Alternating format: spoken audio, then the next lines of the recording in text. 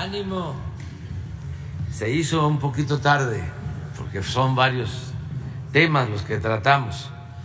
Sin embargo, vamos a desahogar toda la agenda. Vamos a comenzar con los proyectos hidráulicos que estamos realizando. No se conocen obras muy importantes en el propósito de que no falte el agua. El agua es fundamental, es salud, es vida. Entonces, estamos informando sobre proyectos que se están llevando a cabo en todo el país, presas, acueductos, obras muy importantes de agua. Entonces vamos a dedicar todos los miércoles a informar sobre estos proyectos. Ya hicimos el miércoles pasado un informe, ahora vamos a hablar sobre lo que se está haciendo en el lago de Texcoco. Es la recuperación del lago de Texcoco, ahí donde querían construir el aeropuerto con propósitos de lucro, con fines de corrupción, ahí que querían destruir, desaparecer el lago de Texcoco, el histórico lago de Texcoco. Pues ya se está recuperando el lago de Texcoco y eso no lo sabe la gente. Saben que tomamos la decisión entre todos de no construir ahí el aeropuerto y hacerlo en la base aérea de Santa Lucía, y lo que ya se logró construir el nuevo aeropuerto Felipe Ángeles. Pero ¿qué se decidió en cuanto al lago de Texcoco? Bueno, primero convertir el lago de Texcoco y toda esa extensión de terrenos, de humedales, en zona de reserva ecológica. Son 12,000 hectáreas y hay todo un plan que ahora vamos a exponer. Y también vamos a tener información sobre lo que se está haciendo en Monterrey y en la zona conurbada, para que no vuelva a suceder lo que se padeció el año pasado, que no falte el agua. Ahora van a ver ustedes lo que estamos llevando a cabo en coordinación con el gobierno del estado de Nuevo León. Y luego, pues ya vamos a la sección de quién es quién en las mentiras, que es un granito, un pedacito muy chiquito, ¿no? Una muestra muy pequeña de todo el bombardeo de mentiras y toda la manipulación en los medios de información, con honrosas excepciones. Ya no lo olviden, no son medios de información, son medios de manipulación, con honrosas excepciones, y mucho menos medios de comunicación, porque la comunicación son mensajes de ida y vuelta, y eso no existe. Son grandes empresas que defienden intereses y que por eso manipulan, apoyan a gobiernos mafiosos de los que ellos forman parte, sacan provecho de esos gobiernos que están al servicio de minorías rapaces y atacan a quienes buscan que haya una auténtica democracia y que sea el gobierno, que sea el gobierno del pueblo, que sea el pueblo el que gobierne. Eso les molesta muchísimo. Por eso las campañas, ¿no?, que no se habían visto desde los tiempos de Francisco I. Madero, las campañas en contra del presidente, en contra del gobierno de la transformación. Es histórico, desde la época en que todos los medios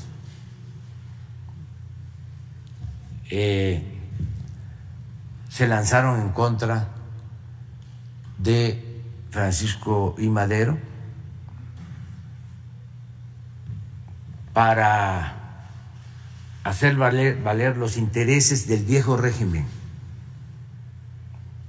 hasta que cometieron la felonía de asesinar al presidente y al vicepresidente.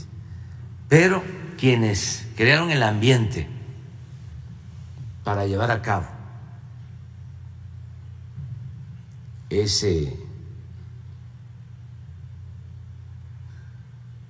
triste y horrendo homicidio, porque es de los episodios más vergonzosos de la historia de México, fueron los medios en aquel entonces.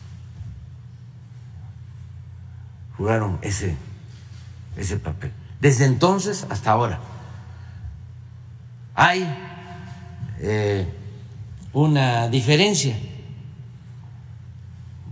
Madero era un hombre bueno, un demócrata auténtico. No ha habido un presidente con la vocación democrática de Madero. Por eso se le conoció como apóstol de la democracia. Pero pensó que bastaba la libertad y no le dio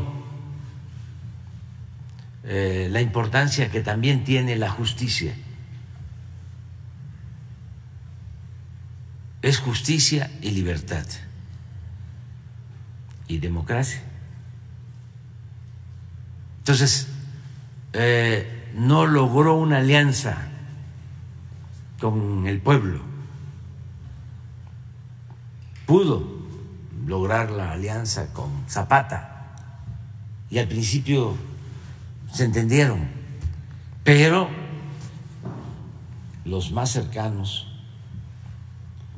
al presidente Madero, y además traidores, hicieron labor para separarlos. Entonces se quedó el presidente Madero sin base social, sin sustento, sin apoyo del pueblo, con los medios en contra, tratándolo de espiritista, de loco, insultándolo. Todos los medios y los intelectuales de aquel entonces, igual que ahora, con honrosas excepciones. Y por eso se les facilitó el golpe. Ahora es distinto, porque nosotros tenemos el apoyo, el respaldo de la mayoría del pueblo. Y entonces estas minorías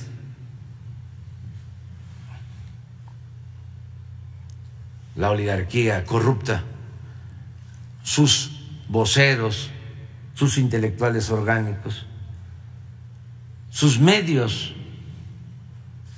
de manipulación,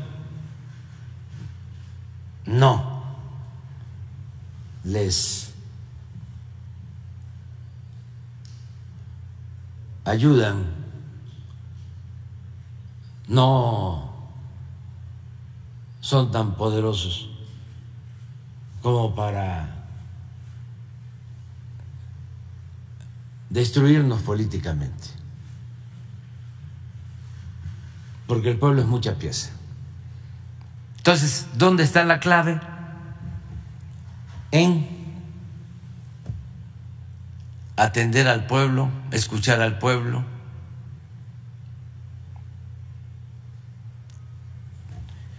y apoyarse en el pueblo para transformar. Porque al final, ¿por qué son los ataques al gobierno y al presidente? Porque no quieren la transformación, quieren que siga el régimen de corrupción, quieren seguir saqueando, quieren seguir robando. Y pues tampoco les gusta que estemos buscando la igualdad, porque ellos son clasistas, son racistas, y como toda la derecha, como son las derechas en el mundo, muy hipócritas. Su doctrina es la hipocresía. Entonces, en apariencia, ¿no?, eran tolerantes, buscaban la igualdad, creaban en lo que llaman la sociedad civil organizaciones para defensa de derechos humanos, en contra de la discriminación, toda una fachada. Cuando ocultaban lo que verdaderamente representan. Solo en privado hablaban de la superioridad, ¿no?, de algunos, por ejemplo, de los académicos, ¿no?, con posgrado, doctores, científicos, intelectuales, pero muy clasistas y muy racistas. Un ejemplo, pero nada más, una pequeña muestra, fue el texto de la señora Denise Dresser. Decirle a la primera gobernadora del Estado de México, malolienta, y es del Colegio de México y doctora en ciencia política en una universidad del extranjero, y la directora de ciencia política en el ITAM. Pero no es nada más ella. Otro intelectual así, orgánico, del conservadurismo, otra eminencia, Castañeda. Acuérdense cuando habló de Putla que era un pueblo horroroso, o el que estaba en el INE, Lorenzo Córdoba, que eran unos indios chichimecas, unos campesinos de Guanajuato que fueron a pedirle que participaran, indios chichimecas. Pero estoy hablando de puro doctor. Ya no hablemos de Aguilar Camino, que ese me mentó la madre, también doctor, ¿no? Del Colegio de México. Y científicos. Cuando me dio el COVID, uno de estos científicos planteó de que era la oportunidad para que me pusieran más dosis de la normal y que ahí quedara y que me petatearan. Pero así son, superiores, ¿no? Muy clasistas, muy racistas. Entonces, todo esto es lo que está saliendo con la transformación. Por eso, lo de Elizabeth de hoy, pues, es nada, ¿no? Minucia, pero vamos ya a entrar en materia, ¿no? Está muy bien lo de las obras.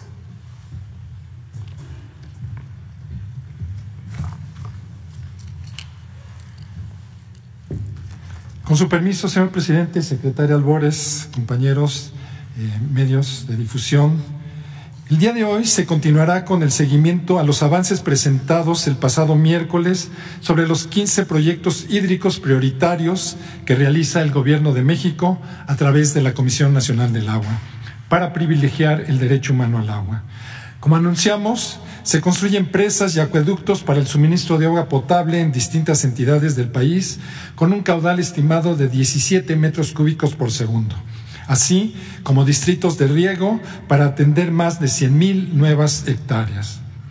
Esto representa una inversión de más de 93,000 millones de pesos con plena transparencia y cero tolerancia a la corrupción, en beneficio de más de 21 millones de habitantes y productores, lo que permite generar más de 44,000 empleos. Hoy informaremos el avance que se tienen en 3 proyectos hídricos prioritarios, los cuales serán presentados por los responsables de las obras, el arquitecto Iñaki Echeverría y un servidor. Iniciamos con el arquitecto Iñaki.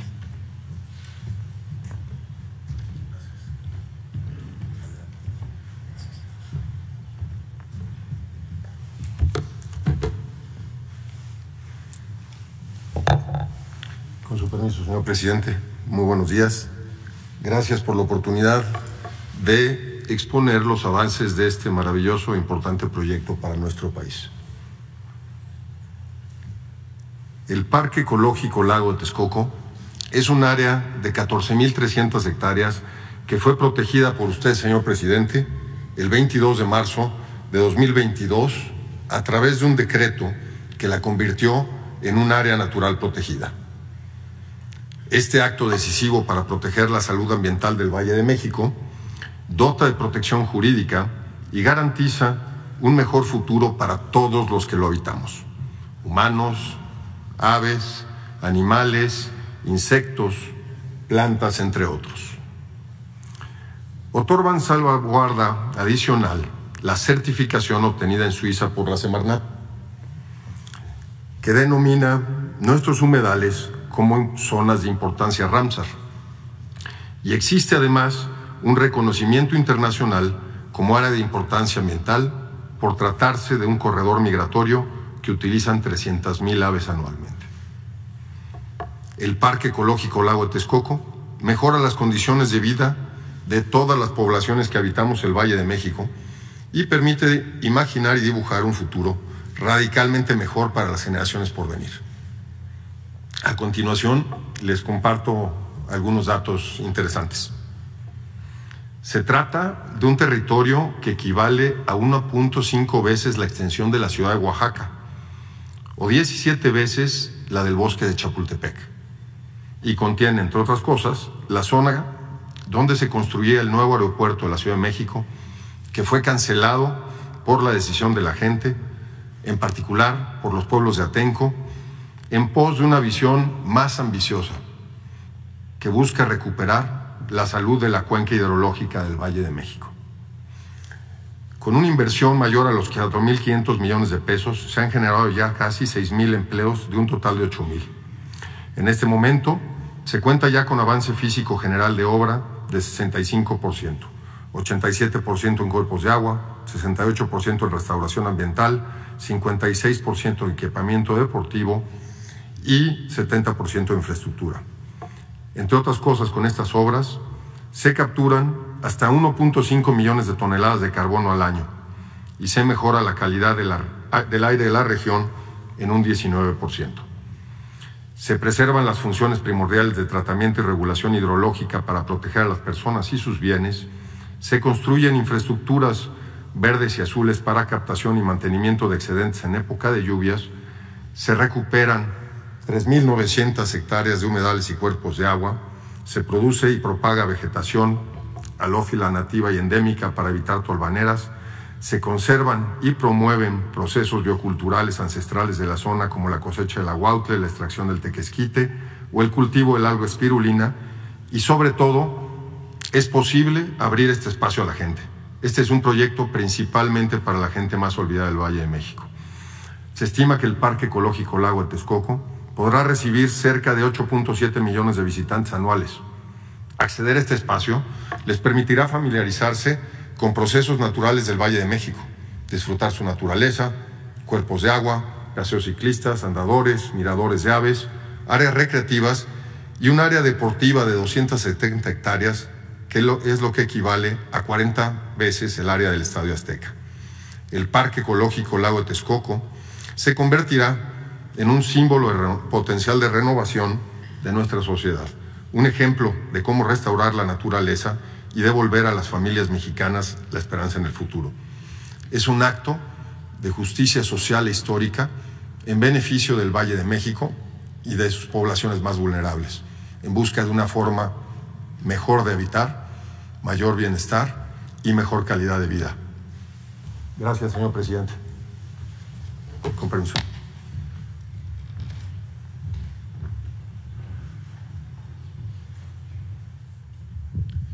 Con su permiso, señor presidente, la zona metropolitana de Monterrey ya tenía indicios de déficit de agua al inicio de su administración. Fue por ese motivo que, en coordinación con el gobierno del estado de Nuevo León, se inició la construcción de la presa La Libertad. Invierte el gobierno federal 3.688 millones de pesos. Hay una parte correspondiente a esta misma cantidad por parte del gobierno del estado de Nuevo León. Beneficiará a 500,000 habitantes. Es una cortina de concreto compactado con rodillo, con una longitud de 1.915 metros y 52 metros de altura. Es única en el país con esta longitud y con este tipo de material. Se reforzarán 4 kilómetros del acueducto Cerro Prieto Monterrey y se ampliará la capacidad instalada de la potabilizadora San Roque. Aportará a la zona metropolitana 1.6 metros cúbicos por segundo. La siguiente, por favor. Aquí tenemos unas imágenes que muestran el proceso de colocación del concreto rolado en la cortina y una torre de obra de toma para agua potable. Tenemos un avance físico del 65% y financiero del 63%. Se generan 923 empleos y se estima concluirlo el 31 de diciembre, pero octubre, tal vez tengamos un almacenamiento ya si tenemos buenas lluvias, aunque haya todavía el proceso de construcción de la presa, podemos ya empezar a almacenar agua. La siguiente, por favor. La siguiente. En marzo del año pasado, 2022, se presentó un problema de escasez de agua en Monterrey y en su zona metropolitana. Para esa fecha, teníamos como principales fuentes de abastecimiento de agua superficial a la zona metropolitana las presas El Cuchillo, La Boca y Cerro Prieto. Las presas La Boca y Cerro Prieto estaban en condiciones de almacenamiento muy bajas. 7.4% teníamos el 10 de julio del 2022 y el 0.5% de la Cerro Prieto. Estaban vacías las presas. Debido a esto se presentó una crisis en la zona metropolitana de abasto de agua y el presidente de la República dio instrucciones inmediatamente para que se iniciara un proyecto que estaba en el escritorio, que es el Cuchillo 2.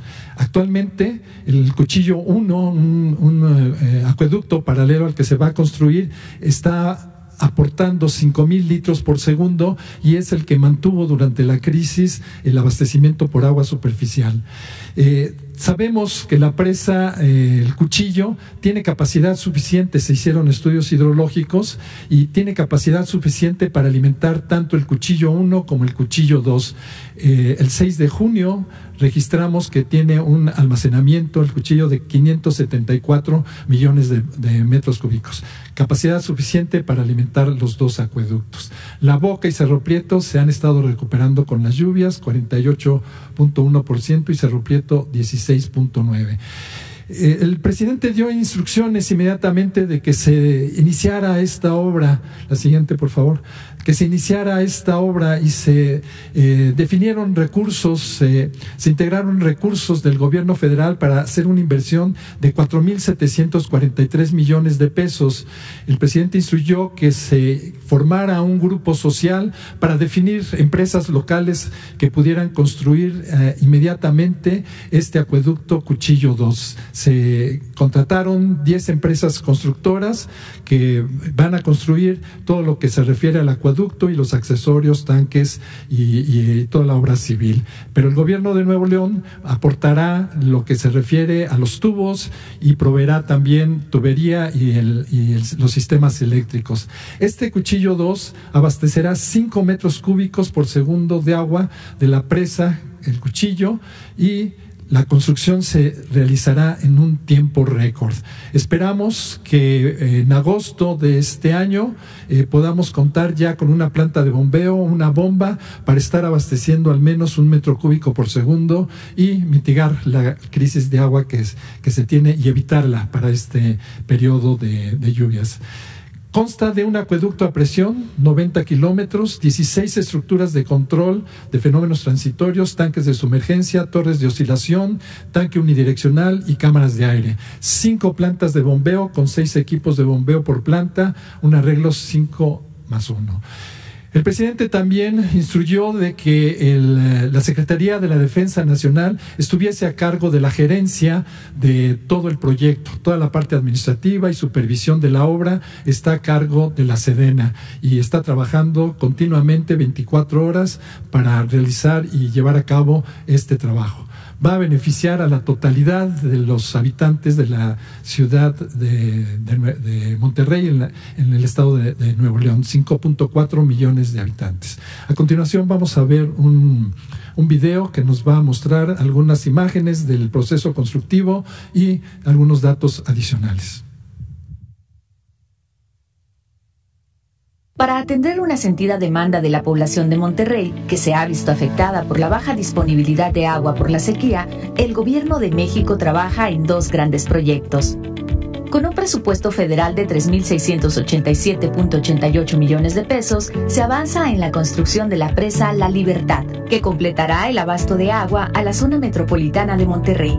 Con una aportación de 1.6 metros cúbicos por segundo, esta obra beneficiará al menos a 500,000 personas. A la fecha, lleva un avance físico de 64.8% y financiero del 62.9%. Además, para que no se vuelva a vivir una crisis como la de 2022, se construye en tiempo récord el acueducto El Cuchillo 2, con una inversión federal de 4,743 millones de pesos. Es una obra en la que se privilegió la participación de empresas locales y la gerencia de la obra está a cargo de Sedena. El proyecto La Libertad ha generado 923 empleos directos y El Cuchillo 2, 2,163. Sería todo, presidente.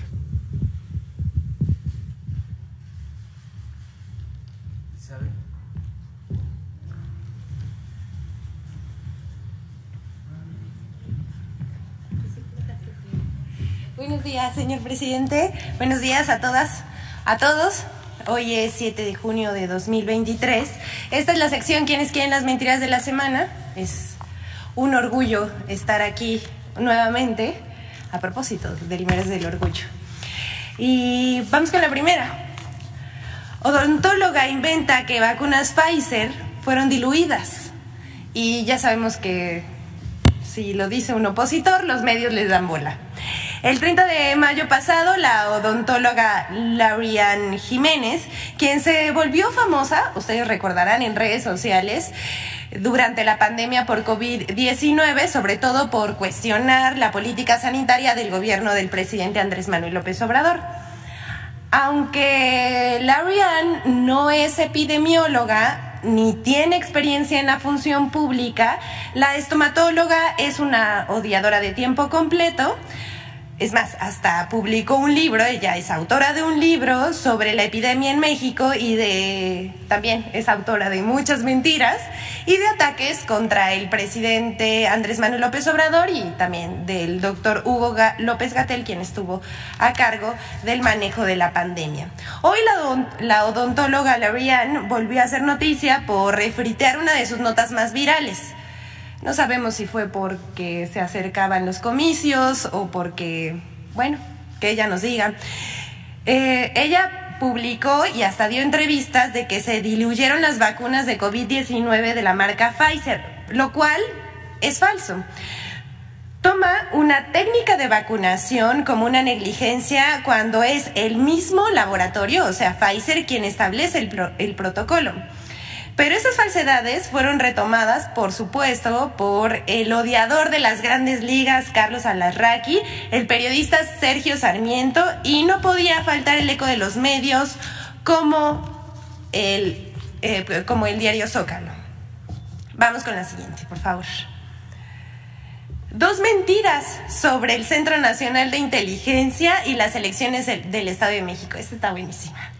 Todo inició el 1 de junio, cuando el columnista del Universal, Mario Maldonado, escribió que, según sus fuentes de gobierno, el Centro Nacional de Inteligencia reportó al presidente Andrés Manuel López Obrador que la candidata Alejandra del Moral estaba en empate técnico con la maestra Delfina Gómez, pues se le habría acercado tanto que estaba a unos puntos de alcanzarla.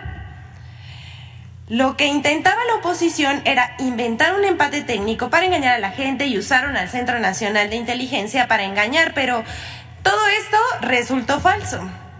Esto es solo un ejemplo de la guerra mediática, ahorita vamos a dar otro, pero este es un ejemplo de la guerra mediática que se traen. El colmo fue el día de la elección, cuando el comunicador Jesús Martín Moreno publicó en su cuenta de Twitter un documento falso del CNI con la leyenda: primer análisis oficial de cómo vamos en la elección. Y luego hace una invitación a todos los que están leyendo su tweet, supongo, sigan votando, acudan a las urnas, asegúrate que con tu voto que ganará quien quieres que gane. Juntos haremos el milagro. Y luego pone el hashtag opiniones como para que le respondan qué opina de su tweet. Por el alcance, vean nada más lo que pasó después. Por el alcance en vistas de la publicación, el Instituto Nacional Electoral, respondió puntualizando que no se permite la publicación de encuestas, conteos rápidos ni cualquier otro ejercicio similar antes del cierre de las casillas. O sea, lo regañaron. Y también la Secretaría de Seguridad Pública y Protección Ciudadana respondió a este tuit. Bueno, no respondió a este tuit, publicó uno con la supuesta boleta, la cual es falsa, y puntualizó que el Centro Nacional de Inteligencia no hace ni manda a realizar encuestas electorales y menos de reporte electoral. Pero como dice la canción, todo se derrumbó y Delfina ganó. Vamos con la siguiente. Ante los procesos electorales en el Estado de México y Coahuila, la mayoría de medios de comunicación hicieron trabajo sucio para la oposición. Vamos a ver algo. Me gustaría si me pueden pasar rápido todas las páginas que tenemos. Estas portadas de periódicos son de los últimos 5 días antes de los comicios del domingo pasado. ¿Ya vieron? Muy bien. ¿Podemos regresar a la primera, por favor?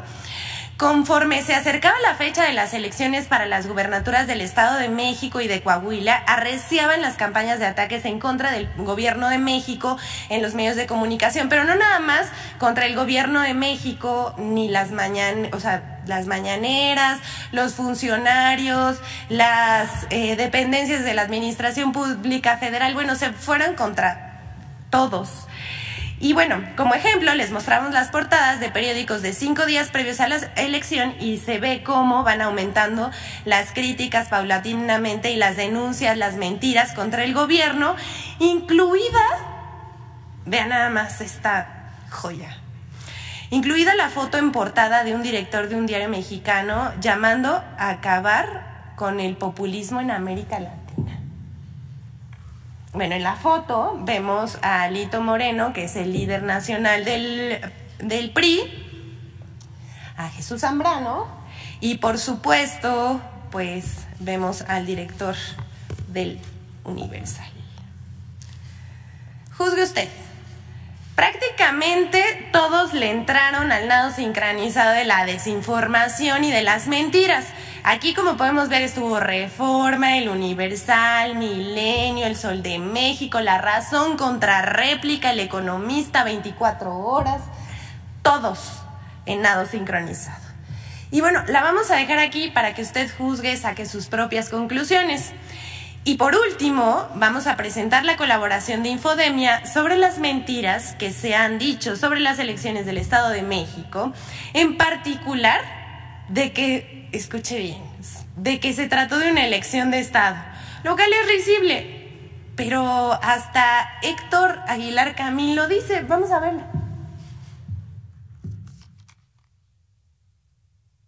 Hubo una elección de Estado. No dejemos de mirar el elefante. Luego de la jornada electoral del 4 de junio, la oposición lanzó una campaña de desinformación en medios de comunicación y redes sociales que aseguraba, sin presentar ninguna prueba, que en el Estado de México ocurrió una elección de Estado. Cuervos de la Nación tocando puertas en cada casa durante 4 años, ofreciendo programas sociales a nombre de Morena, de López y de Delfina y amenazando de perderlos si no votaban por ellos. Hay que empezar diciendo, señores de Morena, no sean cínicos. Fue una elección de Estado. Elección de Estado no quiere decir 100% elección de Estado. No. Quiere decir una parte importante, decisiva de la elección, está construida desde fuera, desde el poder. Yo lo único que quería era poner en la mesa la variable analítica de la elección de Estado. En su esfuerzo por acreditar la falsa elección de Estado, políticos y comentaristas de la oposición señalaron falsas irregularidades en los comicios, a pesar de que ni el Instituto Electoral del Estado de México, ni el Tribunal Electoral del Poder Judicial de la Federación, ni el Instituto Nacional Electoral registraron esas falsas irregularidades ni la intervención del gobierno federal en la jornada electoral, lo que contrasta con las loas a estos institutos electorales y al tribunal que lanzaron en redes sociales los mismos políticos y comentaristas que sostienen la mentira de la elección de Estado. También acusaron al actual gobernador Alfredo del Mazo de haber entregado la plaza a Morena para justificar la falsa afirmación de la elección de Estado. Señalaron, sin prueba alguna, que el presidente López Obrador apretó al gobernador mexiquense, continuando con el discurso de la falsa elección de Estado. Además, aseguraron que Del Mazo entregó la elección a Delfina Gómez a cambio de una supuesta embajada al terminar su mandato de gobernador. Cayó el bastión. Así es. ¿Cayó o entregaron la plaza? Ahí es donde está lo divertido. Infodemia. Es cuanto, señor presidente, lo que hay que ver. No se van a quejar, ¿verdad? Está interesante. Vámonos. Ni modo, es que es la primera fila porque